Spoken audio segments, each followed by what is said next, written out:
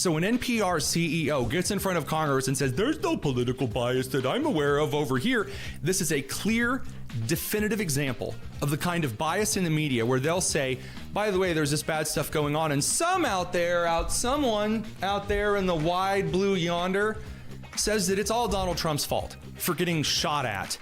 NPR, quote, last year, the Brennan Center for Justice, a policy think tank, released a report saying nearly half of the state lawmakers it surveyed had experienced threats or attacks in recent years. At the federal level, the U.S. Capitol Police has documented a spike in threats against members of Congress.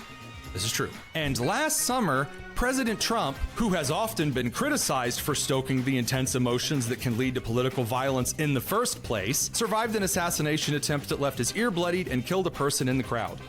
That's disgusting. If you're writing a news article or even an analysis article, if you make a statement like that, you better have some sources. And then, once again, they give some kind of an out to the next shooter, to the next firebomber, to the next pipe bomber, to the next assassin, and on and on and on. As long as you give them an out, well, some people probably feel, justified because after all, Donald Trump is a really terrible, stinky, evil dictator, Hitler reincarnated in the United States. And that doesn't put Trump at risk, although it absolutely does, but it doesn't put Trump at risk as much as it puts you at risk.